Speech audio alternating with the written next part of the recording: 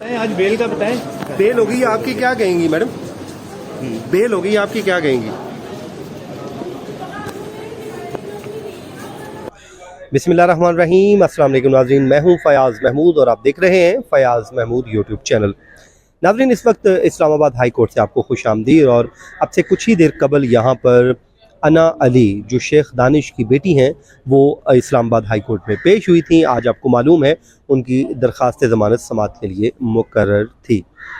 अदालत की जानिब से उनको हुक्म ये जारी किया गया था कि आप एविडेंस ले आइए कि जिस दिन ये वाक़या हुआ था और आप यहाँ पर रिहाइश पजीर थी, क्योंकि गुज़श्ता समाअत में उनका मौक़िफ़ ये था कि वो जब ये वाक़या पेश आया तो वो या वहाँ पर मौजूद ही नहीं थी, बल्कि वो अपनी वालदा के साथ रह रही हैं, जो उनकी वालदा जिनकी खुला हो चुकी है उनके वालिद के साथ।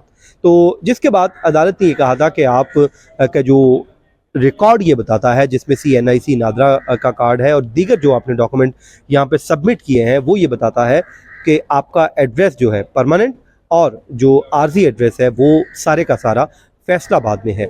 जिसके बाद आज जब वो अदालत में पेश हुए तो वापसी पे उनसे हमने बात भी की है, वो क्या उन्होंने जवाब दिया और क्या बातें की वो मैं आपके साथ अभी वीडियो शेयर कर देता हूँ। उसके बाद जो है, लेकिन उस पर आगे बढ़ने से पहले मैं आपको बता देता हूँ कि इस मरकज़ी केस की जो समाअत है कल फैसलाबाद की अदालत में मुकर्रर है, जिसमें दो बड़ी डेवलपमेंट होनी है। एक डेवलपमेंट यह है कि पुलिस की जानिब से एक तो जो है रिकॉर्ड दिया जाएगा सारे का सारा कि फ़िज़िकल रिमांड क्योंकि कंप्लीट हो रहा है, जो मुल्ज़िमान अरेस्ट हैं जिसमें शेख दानिश है और दीगर जो मुल्ज़िमान हैं इन सब का रिकॉर्ड अदालत में पेश किया जाएगा और उसकी रोशनी में ही आइंदा मज़ीद उसमें फ़िज़िकल रिमांड की इस्तदा की जा सकती है, क्योंकि ज़ाहिर है इसमें पुलिस ने काफ़ी चीज़ें अभी कलेक्ट करनी है। डिजिटल एविडेंस भी होगा, उसके अलावा उनका जो पॉलीग्राफिक टेस्ट होगा वो भी तमाम तर चीज़ें होंगी।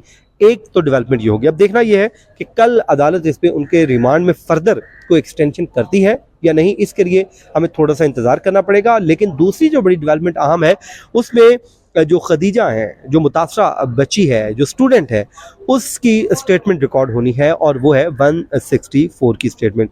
ये मजिस्ट्रेट के रूबरू रिकॉर्ड होती है और ये डॉक्यूमेंट की बड़ी वैल्यू होती है। आमतौर पे इसमें जब भी मजिस्ट्रेट किसी का बयान रिकॉर्ड कर रहे होते हैं तो उसमें उसको काफ़ी वक्त भी दिया जाता है कि वो हर अल्फाज अपने सोच समझ के बोलें, क्योंकि उस की रोशनी में ही केस ने आगे बढ़ना है। जिसके बाद इंसान के लिए मुकरने के जो चांसेस हैं वो भी कम हो जाते हैं।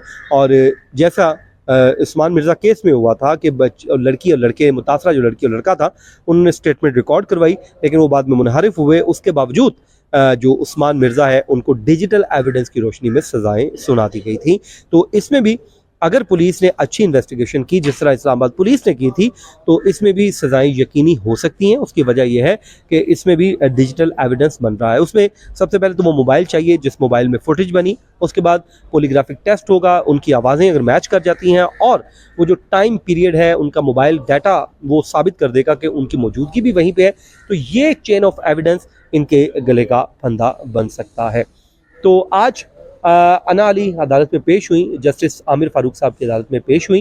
तो सबसे पहले तो वही आपको मालूम है कि वो उन्होंने नकाब भी पहना हुआ था, बुरका लेकर आई और उसके बाद उन्होंने आके उनके वकील साहब जो हैं कमरा अदालत में आए और रोस्ट्रम पर आ गए, जिस पे अदालत की जानिब से बयान हल्फी जमा करवाया, उनके वकील की जानिब से बयान हल्फी जमा करवाया गया। तो जिस पर अदालत ने रिमार्क्स दिए कि दरख्वास्त गुजार जो बच्ची है उसकी तो FIR के बाद वो इस्लामाबाद में आई है, और जिस पर अदालत ने उनकी सरजनिश भी की, इज़हार बरहमी भी किया और कहा कि उस दिन आपने गलत बयानी की थी और आप इस्लामाबाद से हिफाजती ज़मानत आसानी से मिल जाती है तो सब यहाँ आते हैं। अदालत को उस दिन भी यही एतराज़ था कि आप आए यहाँ पर क्यों, आप यहाँ का बताइए कि आपका आने का मकसद क्या था। जिसके बाद अदालत ने उनकी 25,000 रुपये के ज़मानती मचलकों के एवज़ ज़मानत मंजूर कर ली और हिफाजती ज़मानत मंजूर करते हुक्म दिया कि 4 रोज़ के अंदर अंदर वो मुत्तलका जो फैसलाबाद की अदालत है वहाँ पर पेश हो जाएं और वो जहाँ और उसके अलावा वो अपनी ज़मानत करवा सकती हैं और उसके बाद वो शामिल तफ्तीश भी हो सकती हैं, क्योंकि अब पुलिस को रोक दिया गया है। इस ऑर्डर के बाद वो पुलिस उनको इस केस में कम अज़ कम गिरफ्तार नहीं कर सकती।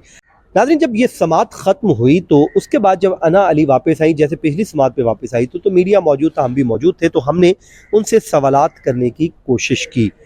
उनके हमने मुख्तलिफ सवालात किए, उनको बेल से मुतल्लिक बात की, उनके वकील साहब से बात की कि आपकी बेल हो गई है, मुझे बता दीजिए।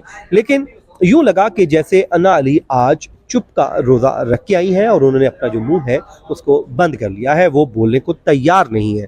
गुज़श्ता हेयरिंग पे जब आई थी, आपको मालूम है वो बोलना चाहती थी, वो बोल भी रही थी, लेकिन उनके वकील साहब उनको अलाउ नहीं कर रहे थे कि वो बोले। लेकिन आज उन्होंने अपने वकील साहब की हदायत मान ली, और या वकील साहब की मानी या खुद भी उन्होंने डिसाइड किया, ये तो अल्लाह ताला बेहतर जानता है। लेकिन आज उन्होंने मुकम्मल तौर पे खामोशी इख्तियार की, तो जिसके बाद अब हम ये कह सकते हैं कि अब जो राह है खदीजा की, वो इंसाफ की तरफ बढ़ रहा है और उसको इंसाफ मिलने की राह हमवार होती जा रही है। क्योंकि पहले ना जो है वो शामिल तफ्तीश नहीं हो रही थी, अब जाहिर है वो जब अब बुरी जमानत करवाएंगी मुतल्लिका अदालत से तो उनको ऑर्डर हो जाएगा कि वो शामिल तफ्तीश हो। जब वो शामिल तफ्तीश होगी तो जाहिर है वहाँ पर काफ़ी बातें खुल के सामने भी आएंगी, और जो पोलीग्राफिक टेस्ट होंगे, दीगर चीज़ें होंगी, इसके बाद जो मुल्ज़िमान का बचना जो है वो मुश्किल दिखाई दे रहा है। तो इसके आप कह सकते हैं कि इंसाफ उम्मीद है कि जल्द से जल्द होगा, ना सिर्फ होगा बल्कि होता हुआ दिखाई भी देगा। नाज़रीन, ये था आज का हमारा वीलॉग, अपनी दुआओं में याद रखिए। मुझे दीजिए इजाज़त, अल्लाह ने के बाद। कितने मचल के जमा कराने का हुक्म हुआ है, थोड़ा बता दीजिएगा केस के मुतालिक। मैडम, कितने मचलकों पे बेल हुई है आपकी?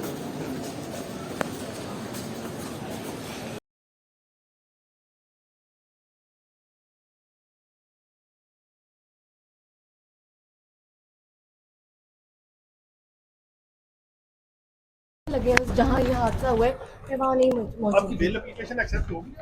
मंडे को तो देना है। अच्छा, बुनियादी तौर पे ये वाकया दरपेश के आया था, आपको क्या बताया गया पेरेंट्स की तरफ से, क्या वाकया है? तो क्या वाकया है? एक जगह से नहीं खड़े नहीं हो। अच्छा, क्या वाकया क्या पेश आया था वो बता दीजिए। आपने उस वाकये को कंडेम किया?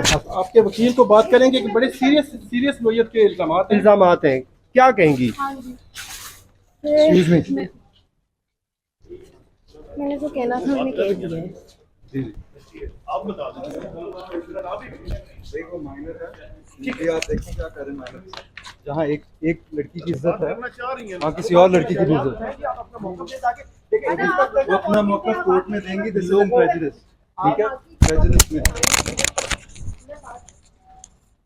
दिस इज इन कोर्ट की चीज हम बात नहीं करते, आप बता दीजिए। क्योंकि इन्वेस्टिगेशन का पार्ट है, इससे आपका मौका सामने आएगा। इन्वेस्टिगेशन का पार्ट है, मौजूद नहीं थी इन्वेस्टिगेशन का पार्ट है, इन्वेस्टिगेशन खुद क्लियर वहाँ पे पूछ मैं नहीं। वो बच्ची की आपकी क्लासमेट थी? वो एक लड़की वहाँ थी, वो मेरा नाम लेके अगर किसी लड़की का तशद्दुद कर रही है, इसका मतलब ये नहीं है कि मैं वहाँ मौजूद थी। कोई कल को कत्ल कर दे मेरे नाम लेके, उसका मतलब वहाँ थी, मेरी वजह से हो रहा तो यानी आप कंडेम कर रही हो सारे इंसिडेंट? है। मैं उधर नहीं थी ना। इन्वेस्टिगेशन जब निकलेगी ना 2-3 दिन में इंशाल्लाह, तो खुद ब खुद मुतासरा लड़की की कुछ वीडियो सामने आई हैं, वो कहती है कि मेरी वीडियो रिकॉर्ड करने की जो आप जारी जी। की गई है। क्या ऐसा हुआ था क्या कह रहे हैं आप? कि मुतासरा लड़की कह रही है कि मेरी वीडियो रिकॉर्ड करनी गई थी।